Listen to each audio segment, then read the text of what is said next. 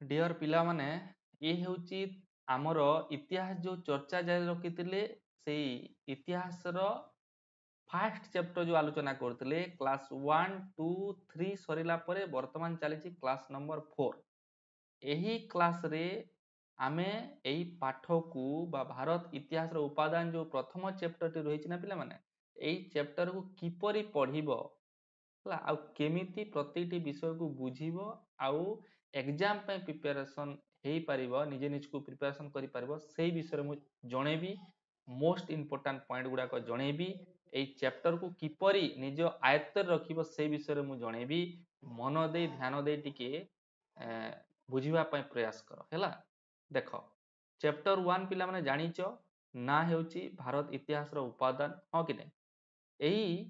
जो पाठटी रही अच्छी पाठर तीनोटी कार्य तुम मैंने करुच हाँ कि नहीं प्रथमे पाठ को संपूर्ण आकार कौन करुच पढ़ुच हाँ कि नहीं पढ़ा कार्य गोटे होउची हैला दुई नंबर तुम मानकर हेउची एई पाठटी को बुझिबा कार्य हेउची एवं तीन नंबर जो मुख्य कामटी हेउची से हेउची अभ्यास हैला कहार अभ्यास एई पाठरे थिबा संपूर्ण विषय वस्तु को पढ़िबारे बुझिबारे एवं बोर्ड एग्जाम रे प्रिपरेशन हेबा पाई तो मानकर रहिछि अभ्यास हाँ कि नहीं तो केमिति पढ़िबो केमिति बुझिबो आउ बोर्ड एग्जाम में किपरि प्रिपरेशन करिवो सुन पढ़िबा विषय तो माने पढ़ी जानिच ना नहीं पिला माने समस्ते तो जानिच केही आउ पढ़ी न जानिथिबो एपरि आउ केही नथिबे तो पढ़ी जानिच केमिति किंतु पढ़िबो केमिति देखो प्रथमे पिला माने तुमମାନଙ୍କର एई इतिहास पाई ब्यूरो बुक को फॉलो करने को पड़िबो बुझियला ब्यूरो बुक आउ गोटे बुक हेउची पिलाने हरिहर पंडा रचित पुस्तक इतिहास रो दुईटी बही को तुम माननकु फॉलो करने को पड़िबो बुझियला दुईटी बही पढ़िबा सहज नुहे किंतु को बही को किपरि पढ़िबो सेई कथा मु एबे तुमनकु कहूची मन देई सुन ब्यूरो बही रु तुमे माने केवल जहाँ प्रश्न तक रही अच्छी बुझीला मन दे शुण ब्यूरो बही केवल यही पाठर है जहाँ प्रश्न रहा एक मार्क रे दुई मार्क रे तीन मार्क रे लॉन्ग क्वेश्चन प्रत्येक प्रश्न को केवल फॉलो करिवो किंतु ता आंसर पाई तुम माननकु हरिहर पंडा द्वारा रचित बुक को फॉलो करने को पड़िबो काहेकि कहले ब्यूरो बही रे जो लेखा होई अछि आ हरिहर पंडा बही रे जो लेखा होई अछि पूरा संपूर्ण डिफरेंट कहले तार फ्रेम अलग अलग है सिंपली यदि गोटे पॉइंट मु कहबी ब्यूरो बही रे तुम माने एक नंबर दुई नंबर पाई ठीक अच्छी किंतु तीन आउ लॉन्ग क्वेश्चन लिखिबार आंसर सेही भलिया लेखा होई नै सेही पैटर्न रे सेटा लेखा होई नै को बही रे ब्यूरो बही रे किंतु हरिहर पंडा बुक रे एठारे एक नंबर ही पाइजिवो दुई नंबर ही पाइजिवो तीन नंबर और लॉन्ग क्वेश्चन लिखिबा पाई विशेष उपयोगी हेबो तुम मानकु कोटा हरिहर पंडा बुक काहेकि ना एही बुक रे सीरियली लेखा होईची व्यवस्थित लेखा होईची एग्जाम रे जेउ भलिया लेखिबा उचित आ जो जो वर्ड आ जो जो वाक्य सब लिखिबार जरूरी रही थाए सेही तक लेखा होईची को बही रे हरिहर पंडा रे तेणु करी एही बहीटी को संपूर्ण आकारे पढ़िबा पाई प्रयास करिवो बुझियला line by line word by word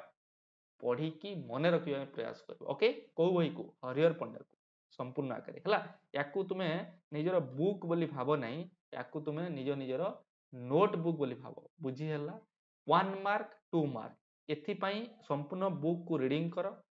3 आउ लॉन्ग क्वेश्चन पाई निजे गोटे नोट रेडी करिवो बुझी पारलो एतिकी मन रख जेते बेले पिले माने एई पाठटी पढुच चैप्टर 1 मेनली पढुच एठारे गोटे शॉर्ट नोट तैयारी करिवो बुझी पारलो को शॉर्ट नोट कोन लिखिबो ताहाले देखो एठारे जो अभिलेख रहिछि पिला माने यार एवं मुद्रा जो रहिछि यार आउ गोटे अभिलेख सॉरी लेखा और लेखक बुझला ए तीनोटी पॉइंट रो तमे कोन करिवो टेबल बनेबो हैला फास्ट अभिलेख विभिन्न प्रकार अभिलेख अछि ना नाही दान पत्र आज्ञा पत्र बुझला प्रशंसा व्यंजक अभिलेख तो केउ अभिलेख किए केउ विषय रे आ केबे आ केउ ठारे से अभिलेख प्राप्त बुझी पारलो तो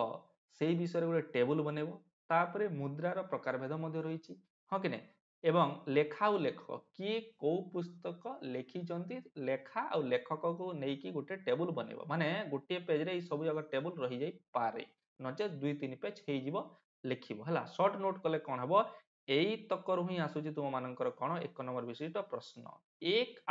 ଆଉ ଗୋଟେ ଏକ ମାନେ ଦୁଇଟି 1 ନମ୍ବର ବିଶିଷ୍ଟ ପ୍ରଶ୍ନକୁ ଯୋଡ଼ିକି ଆସୁଛି ତୁମ ମାନଙ୍କର 2 ମାର୍କର ଗୋଟେ ପ୍ରଶ୍ନ ତେଣୁ କରି ହରିହର ପଣ୍ଡା ବୁକକୁ ମନ ତନ ଧ୍ୟାନ ଦେଇକି ପଢିବା ପାଇଁ ପ୍ରୟାସ କର ଓକେ କିନ୍ତୁ ବ୍ୟୁରୋ ବହିରୁ କ୍ୱେଶ୍ଚନ ତକ ନେଇକି ଆସ ଓକେ ନୋଟ କରିକି ରଖ ଏଟା ହେଲା ତୁମମାନଙ୍କର ପଢିବା କାର୍ଯ୍ୟ ସର୍ଟ ନୋଟ ବନେଇବାର କାର୍ଯ୍ୟ ମୁଁ ଯୋଉଟା ତୁମମାନଙ୍କୁ ଜଣେଇଲି ତାପରେ ଦେଖ ବୁଝିବା କାର୍ଯ୍ୟ ପାଇଁ ପିଲାମାନେ ତୁମେ ପଢିଲା ସମୟରେ ଏମିତି କିଛି ୱାର୍ଡ ବା ଏମିତି କିଛି ବାକ୍ୟ ଆସେ ଯୋଉଟା କି ତୁମେ ବୁଝି ପାରୁନ ସେଇ ସ୍ଥାନରେ ତମେ କଣ କର ବହିକୁ ଖାପିକି କ୍ଲୋଜ କରିକି ନିଜେ ପାଠକୁ ଥୋଇକି ଥାଉ ମୋ ଦ୍ୱାରା ହବ ନାହିଁ ବୋଲି ଭାବ ଆଉ କଣ କର ନା କହିଲେ ପାଠକୁ ଛାଡ଼ିକି ଚାଲିଯାଅ କିନ୍ତୁ ସେଇଭଳିଆ କରିବାର ନାହିଁ ନେକ୍ସଟ କଣ କରିବ କହିଲେ ଯୋଉ ପାଠ ବି ପଢୁଛ ପଢ ଯୋଉଠି ବୁଝି ନ ପାରୁଛ ଯୋଉ ୱାର୍ଡ ବୁଝୁନ ସେଇ ୱାର୍ଡକୁ ନିଜ ରଫ ଖାତାରେ ଗୋଟେ ଲେଖ ଆଉ ସେଇ ୱାର୍ଡକୁ ବା ସେଇ ସେଣ୍ଟେନ୍ସକୁ ବା ସେଇ ବିଷୟରେ ତୁମେ ତୁମମାନଙ୍କର କଣ କଲେଜ ସାର୍ ମ୍ୟାଡମ ମାନଙ୍କୁ ପଚାର ବୁଝି ହେଲା ଫାଷ୍ଟ କମେଣ୍ଟ ଆଉ ତାପରେ ୟୁଟ୍ୟୁବରେ କିଛି ସର୍ଚ୍ଚ କର ବୁଝିବା ବିଷୟ ଯୋଉଠି ରହିଛି ସେଇ ଟପିକ ରିଲେଟେଡ ତାକୁ ତମେ ଦେଖିପାର ତାପରେ ଯଦି ଆଖପାଖେ ଯଦି କୋଉଠି କୋଚିଂ ଅଛି ତାହେଲେ ଯାଅ ନିଜେ ପଢୁଛ ଠିକ କୋଚିଂ ଯାଉଛ ଯାଅ ନଚେତ ବୁଝିବା ପାଇଁ ବିଶେଷ କରି ଆମ ଏଇ ଚ୍ୟାନେଲ ସହିତ ଯୋଡ଼ି ହେଇକି ରହ ଭିଡିଓ ଗୋଟେ ଲାଇକ୍ କରିକି ଭିଡିଓ ଗୋଟେ ଯଦି କିଛି ଡାଉଟ ଅଛି କମେଣ୍ଟ କରିବ ପରେ କରିବ କିନ୍ତୁ ଲାଇକ୍ କରିବା ପାଇଁ ଭୁଲ ନାହିଁ ଲାଇକ୍ କର ତାପରେ ଚ୍ୟାନେଲ ସହିତ ଯୋଡ଼ି ହେବା ପାଇଁ ଏବେ ହିଁ ସବସ୍କ୍ରାଇବ କରିନିଅ ବୁଝିହେଲା ଏତିକ କର ନିଶ୍ଚିତ ଭାବରେ ବୁଝିପାରିବ ପ୍ରତିଟି କଣ୍ଟେଣ୍ଟ ମୁଁ ଯୋଉ ଆକାରରେ ତୁମମାନଙ୍କୁ ପ୍ରୋଭାଇଡ କରୁଛି ଫାଷ୍ଟ ସେକେଣ୍ଡ ଥାର୍ଡ ଏମିତି କିଛିଟା କ୍ଲାସ କଲା ପରେ ତୁମେ ଗୋଟେ ଚାପ୍ଟର ନିଜ ଆୟତ୍ତରେ ରଖିବାରେ ସମର୍ଥ ହୋଇପାରିବ ବୁଝିହେଲା ତ ବୁଝିବା ପାଇଁ କଲେଜ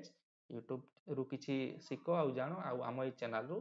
କିଛି ଜାଣିପାରିବ ବୁଝିପାରିବ ବୁଝିହେଲା ଏଟା ହେଲା ତମର ବୁଝିବା ବିଷୟ ତାପରେ ରହିଛି ଅଭ୍ୟାସ ଅଭ୍ୟାସ କଣ ପିଲାମାନେ ପଢିବାରେ ବୁଝିବାରେ ଆଉ ବିଶେଷ ଆକାରରେ ଏକ୍ଜାମ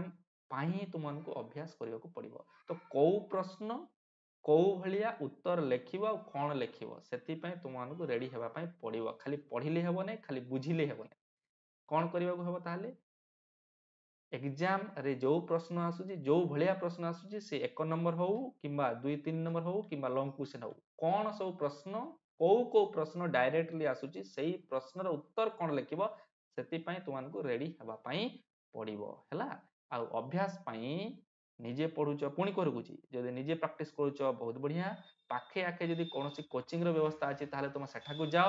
ଯଦି ସେମିତିଆ ସୁବିଧା ନାହିଁ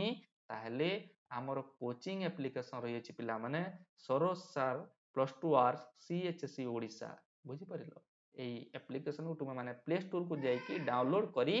ପାରିବ ବୁଝିହେଲା ଆଉ ସେଠାରେ ତୁମେ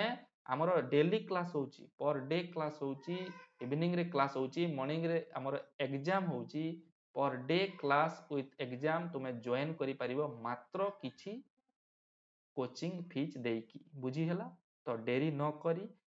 ଆମର ଆପ୍ଲିକେସନକୁ ଡାଉନଲୋଡ କରି କୋଚିଂ କ୍ଲାସ ଜଏନ କରିପାର କୋଚିଂ କ୍ଲାସ ଜଏନ କଲେ ତୁମମାନଙ୍କର ଫାଷ୍ଟ ଲାଇଭ କ୍ଲାସ ଜଏନ କରିବ ଫାଷ୍ଟ ଆଉ ସେ ଲାଇଭ କ୍ଲାସରେ ହିଁ ତୁମମାନଙ୍କର ଯାହାର ଡାଉଟ ସବୁ ଯାହା ରହିଛି ତାକୁ ତୁମେ କଣ କରିପାରିବ ଦୂର କରିପାରିବ ଫାଷ୍ଟ 2 ନମ୍ବର ପଏଣ୍ଟ ପ୍ରତି ସବଜେକ୍ଟର ଅପସନାଲ ସବଜେକ୍ଟ ବିଶେଷ କରି ହେଲା ଅପସନାଲ ସବଜେକ୍ଟର କୋଉ ଭଳିଆ ପ୍ରଶ୍ନ ଆସୁଛି ତାର ଉତ୍ତର କଣ ଅଲରେଡି ଲିଖିତ ନୋଟ ଅଲରେଡି ଅପଲୋଡ ଅଛି ତମେ ଡାଇରେକ୍ଟଲି ସେଇ ନୋଟକୁ ହିଁ ତୁମେ ପାଇପାରିବ ବୁଝିପାରିଲ এটা ହେଲା 2 ନମ୍ବର ପଏଣ୍ଟ ଆଉ 3 ନମ୍ବର ହେଲା ବିଶେଷ ଆକାରରେ ଯୋଉ MCQ ଟେଷ୍ଟ ରହିଛି ସେଇଟା ମଧ୍ୟ ତୁମେ ମାନେ ପାଇପାରିବ ମାତ୍ର କିଛି ଫିଜ୍ ଦେଇକି ଓକେ ତ ଏ ଥିଲା ପିଲାମାନେ ଆମର ଚାପ୍ଟର 1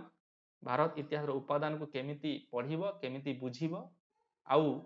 କେମିତି ପ୍ରିପାରେସନ କରିବ ବୋର୍ଡ ଏକ୍ଜାମ ପାଇଁ ସେ ବିଷୟର ଏଇଟା ଗୋଟେ ଛୋଟିଆ ଇନଫର୍ମେସନ ମୁଁ ଆଶା କରୁଛି ନିଶ୍ଚିତ ଭାବରେ ବୁଝିପାରିଥିବ ଏବଂ ଯଦି ବୁଝିଲ ତାହେଲେ ମୁଁ ଯାହା କହୁଛି ଯେମିତି କହୁଛି ସେଇ ଅନୁସାରେ ଆଗକୁ ଅତିକ୍ରମ କର ନିଶ୍ଚିତ ଭାବରେ ତୁମମାନଙ୍କର ରିଜଲ୍ଟ ଭଲ ହବ ଓକେ এই ଭିଡିଓରେ ଏତିକି ପୁଣି ଆଗାମୀ ଭିଡିଓରେ ଚର୍ଚ୍ଚା ଜାରି ରଖିବା ଧନ୍ୟବାଦ